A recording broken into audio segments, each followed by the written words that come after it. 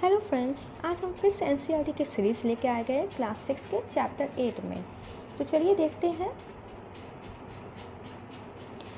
ये इसमें match the following करना है।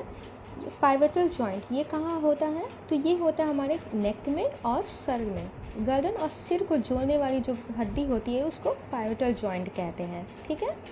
फिक्स्ड जॉइंट्स क्या होती है?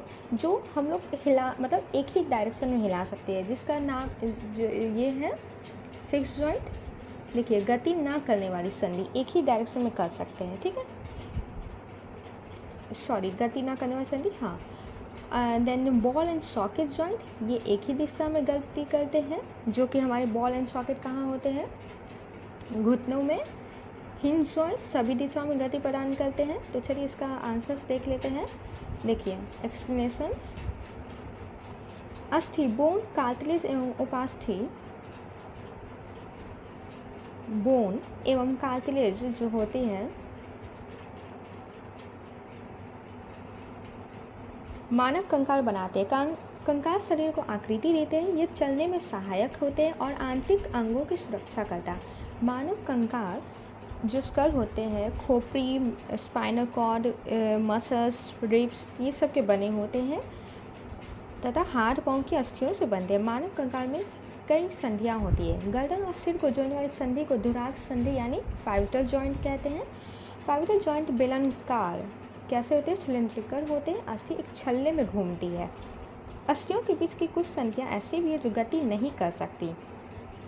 कुछ संधियाँ ऐसी भी है जो गति नहीं कर सकती, उसे हिल नहीं सकती, उसे अचल संधि यानी फिक्स्ड जॉइंट कहते हैं। ये कहाँ होती है? तो ऊपरी जबड़े एवं कपाल में, यानी जॉ जो होता है हमारे और कपाल जो होता है उसमें क्या होती है?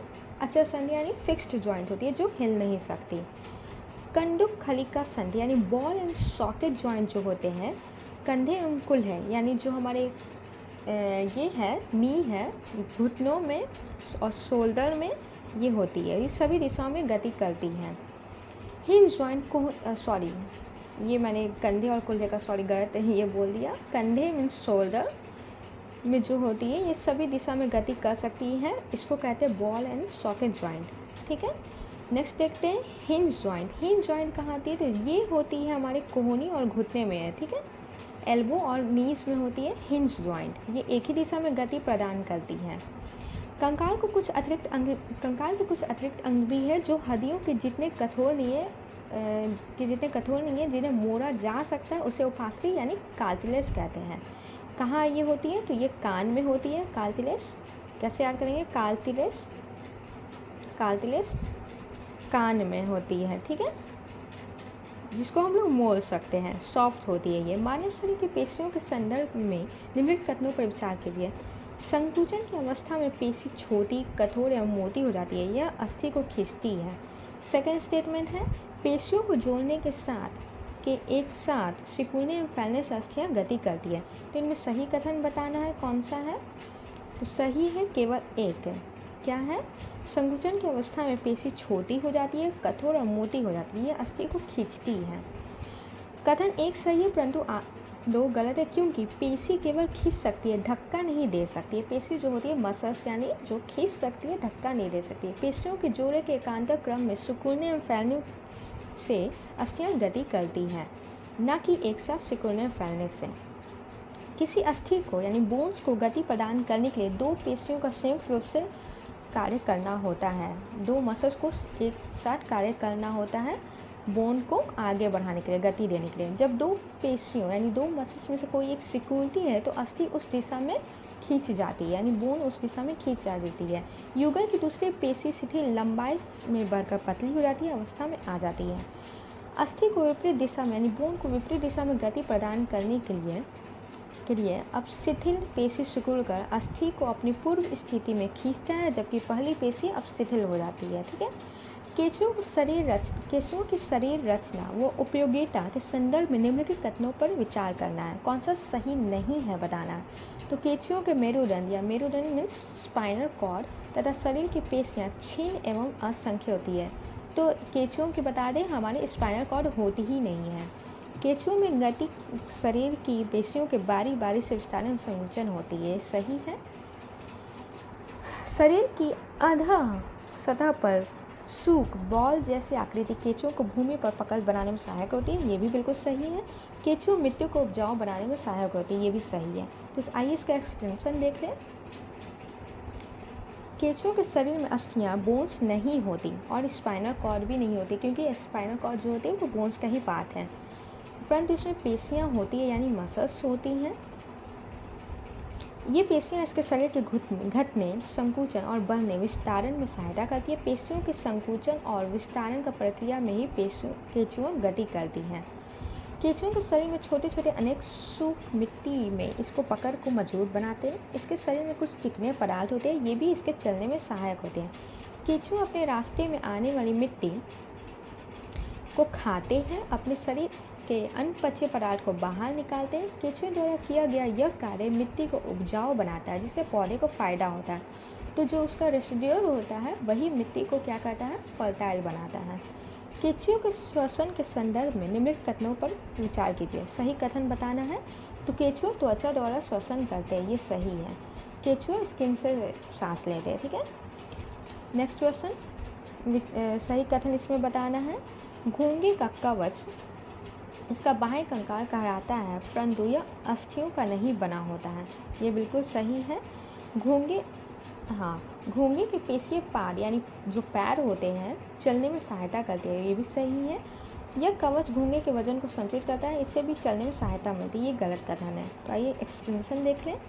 घोंघे का कवच इसका बाह्य कंकाल है, परंतु यह अस्थियों का नहीं बना होता है। यह कवच एकक सिंगल यूनिट का होता है और यह घोंघे को चलने में कोई सहायता नहीं करता है, यह घोंघे के साथ खींचता जाता है। घोंघे के पाद यानी पैर एक मोटी मांसल संरचना के रूप में होती है, जो दृढ़ पेशियों की बनी होती है। घोंघा अपने इन्हीं पेशियों पाद की सहायता से चलता है। नेक्स्ट क्वेश्चन देख लेते हैं।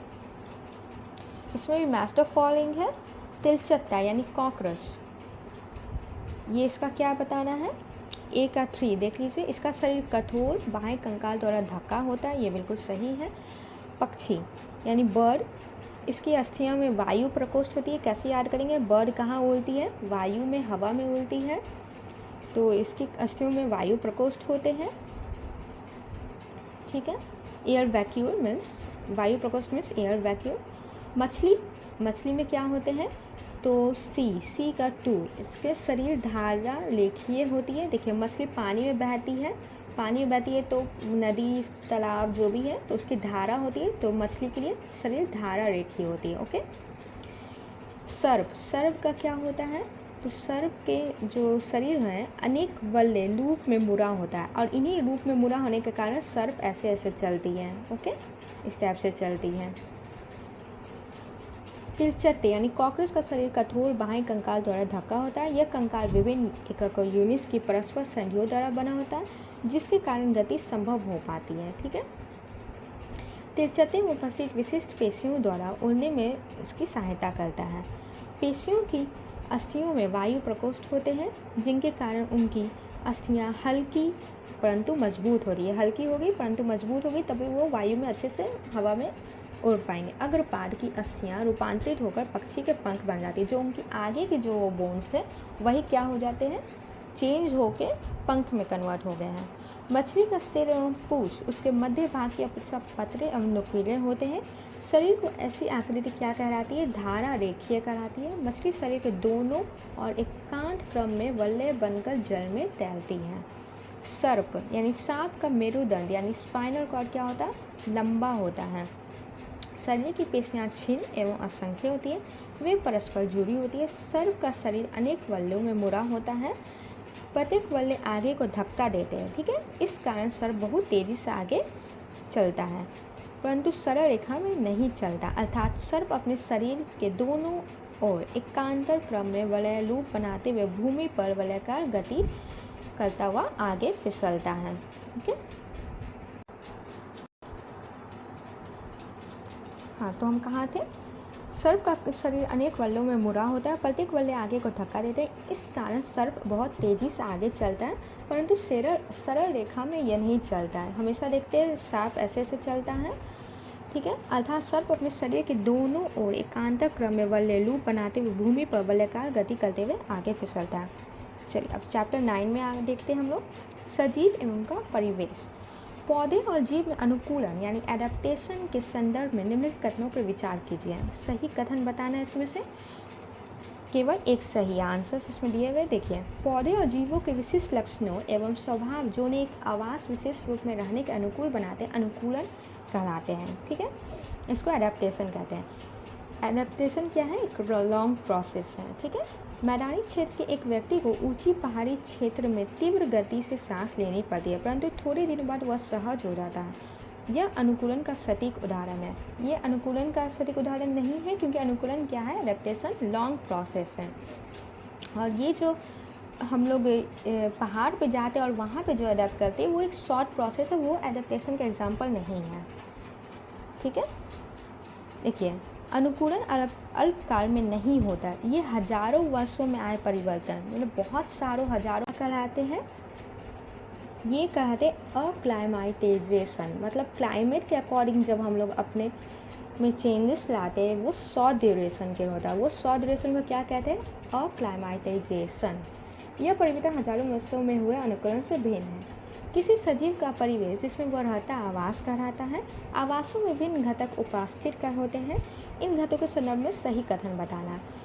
फर्स्ट कथन देख लीजिए, स्टेटमेंट, किसी आवास में पाए जाने वाले सभी जीव, पौधे एवं जंतु उसके जैव घटक बायोटिक कंपोनेंट होते हैं, बिल्कुल सही है।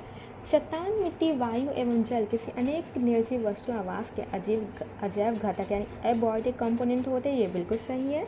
सूर्य का प्रकाश एवं ऊष्मा जैसे ऊर्जा घटक इन दोनों घटकों में से किसी से सम्मिलित नहीं है, ये गलत कथन है। सूर्य का प्रकाश एवं ऊष्मा भी परिवेश के आवास के अजैव घटक हैं। इन्हें कभी कभी ऊर्जा घटक के रूप में भी वर्गीकृत किया जाता है। नेक्स्ट क्वेश्चन देख रहे थे, ऊँट मरुस्थलीय परिस्थिति के लिए अनुकूलित है, इसके अनुकरण संबंध में विचार कीजिए। सही बताना है। तो इसके पैर लंबे होते हैं, ये बिल्कुल सही है। जिससे उसका शरीर रेत की गर्मी से दूर रहता है, बिल्कुल सही है। उसमें मूत्र उत्सर्जन की मात्रा बहुत कम होती है तथा मल शुष्क होता है, उसका पसीना नहीं आता। ये तीनों कथन बिल्कुल सही है। एक्सप्लेनेशन देख लेते आइए। ऊँट के शरीर से जल का ह्रास बहुत कम होता है, इसलिए जल के बिना वे कई दिनों तक रह सकते हैं।